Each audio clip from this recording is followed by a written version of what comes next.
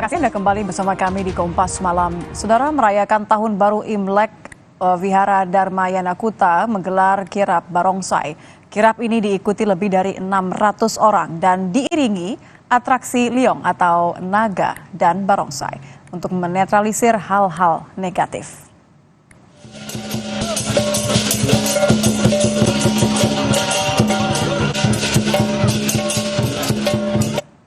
Kirap ini juga diisi dengan persembahyangan ritual tradisi Tionghoa di setiap pertigaan dan perempatan serta diiringi oleh atraksi liong atau naga dan barongsai untuk menetralisir hal-hal negatif.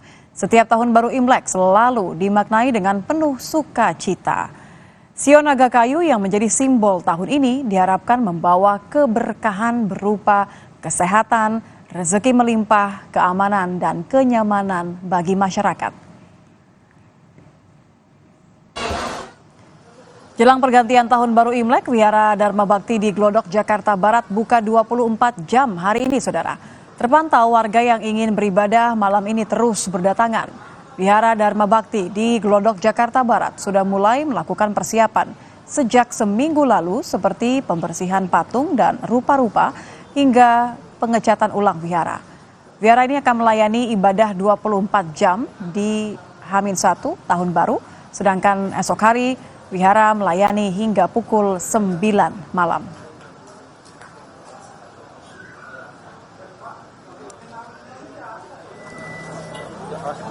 PJ Gubernur DKI Jakarta Heru Budi Hartono juga mengunjungi Wihara Dharma Bakti di Glodok, Jakarta Barat untuk mengecek persiapan di wihara tersebut.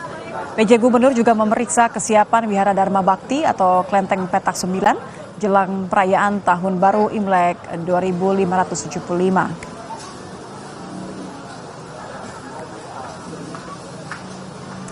Dan untuk mengetahui situasi di Klenteng Petak 9, kita telah terhubung